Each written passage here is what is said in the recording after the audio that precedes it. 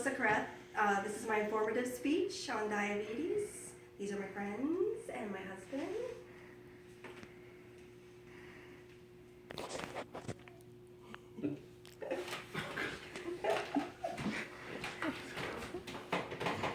Did you know that diabetes kills more Americans every year than AIDS and breast cancer combined? Approximately 1.25 million American children and adults have type 1 diabetes. The prevalence of diagnosed diabetes in the United States has increased by 128% from 1988 to 2008. As someone who's pre-diabetic, has a family history of type 1 diabetes, and has a husband who's an insulin-dependent type 1 diabetic, I had to learn quite a few things about diabetes. In this presentation, I'm going to share with you the history of diabetes, risk factors, prevention, symptoms, management, and the future. For thousands of years, no one knew what diabetes was or how to live with it, let alone prevent or treat it. Children with diabetes often died within days of onset, and older people dealt with devastating complications. Various remedies were tried, ranging from herbs to bleeding. What is diabetes, and how do I know if I'm at risk of developing it? Diabetes, also called diabetes mellitus, is a group of diseases that results in too much sugar in the blood, or high blood glucose. Glucose is vital to your health because it's an important source of energy for the cells that make up your muscles and tissues. It's also your brain's main source of fuel. If you have diabetes, no matter what type, it means you have too much glucose in your blood. Too much glucose can lead to serious health problems. The most common types of diabetes are prediabetes, type 1, type 2, and gestational diabetes. Type 2 diabetes has increased dramatically among children, adolescents, and younger adults. According to the Mayo Clinic, prediabetes is a condition in which blood sugar is high and not high enough to be type 2 diabetes. Excuse me. When the condition affects the way the body processes blood sugar, it's called type 2 diabetes.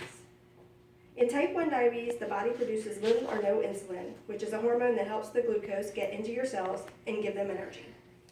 Gestational diabetes is a form of high blood sugar affecting pregnant women and usually goes away after childbirth. The American Diabetes Association says that while the exact cause of diabetes is unknown, the risk factors are as follows. Family history, if you have a parent or sibling that has diabetes. Exposure to a viral illness. The presence of damaging immune system cells called autoantibodies. Dietary factors such as low vitamin D consumption, early exposure to cow's milk or cow's milk formula, and exposure to cereals before 4 months of age. Geographic location. Certain countries such as Finland and Sweden have higher rates of diabetes. Inactivity and being overweight, the more fatty tissue you have, the more resistant your cells are to become to insulin. High blood sugar and abnormal cholesterol and triglyceride levels. Women with polycystic ovarian syndrome also have an increased risk. Race, although it's unclear why, certain people of certain races, including blacks, Hispanics, American Indians, and Asian Americans, also have a higher risk. Age, your risk increases as you get older. This may be because you tend to exercise less, lose muscle mass, and gain weight as you age. If you develop gestational diabetes when you were pregnant or gave birth to a baby weighing more than 9 pounds, you're at risk of developing prediabetes and type 2 diabetes later in life. So how do you know if you have diabetes, and what do you do? There are several signs and symptoms you should be aware of according to the Mayo Clinic. If you experience any of these, you should see your doctor for diagnostic testing. Although type 1 diabetes can develop at any age, it typically appears during childhood or adolescence. Type 2 diabetes, the most common type, can develop at any age, though it's more common in people over 40. The most common symptoms are increased thirst, frequent urination, extreme hunger, unexplained weight loss, fatigue, irritability, blurred vision, slow healing sores, frequent gum, skin, or vaginal infections, and the presence of ketones, which are a byproduct of the breakdown of muscle and fat that happens when there's not enough available insulin in the urine. So what do you do if you have some of these symptoms? Schedule an appointment with your doctor for the following tests. The glycated hemoglobin A1C test that will indicate your average blood sugar level for the past few months. This test measures the percentage of blood sugar attached to the hemoglobin in red blood cells. The higher your blood sugar levels, the more hemoglobin you'll have with sugar attached.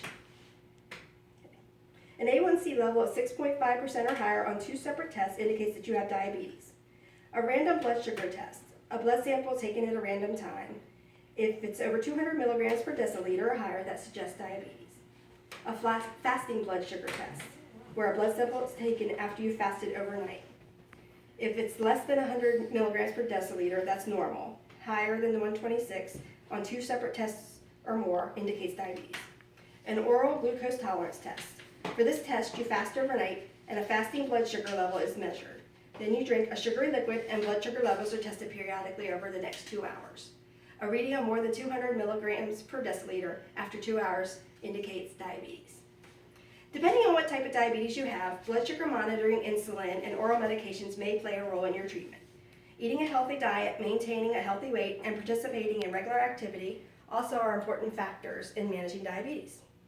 Although treatment for diabetes hasn't changed much since blood sugar monitoring and the advent of artificial insulin in 1978, treatment for type 1 diabetes involves insulin injections or the use of an insulin pump, frequent blood sugar checks, and carbohydrate counting. Treatment of type 2 diabetes primarily involves monitoring of your blood sugar along with diabetes medications, insulin, or both. You have to check and record your blood sugar as often as several times a day. People with type 1 diabetes need insulin therapy to survive. Insulin can't be taken orally. You must inject it with an insulin pen or syringe. An insulin pump is also an option. There are many new technologies, therapies, and scientific studies being done to further treatment of diabetes, such as artificial pancreases, pancreas transplantation, stem cell therapies, genetic engineering, and xenotransplantation. Although there's no cure, diabetes can be prevented or treated. But what does the future hold? As you can see, there's a lot of information available about diabetes. It's not necessarily a death sentence to have a diabetes diagnosis, as it was in the past. As Yogi Berra, the famous baseball player, once said, "It's tough to make predictions, especially about the future. However, with recent advances in the field of diabetes, there's much hope." I hope this presentation has helped you understand the history, risk factors, symptom tests, and treatment of diabetes.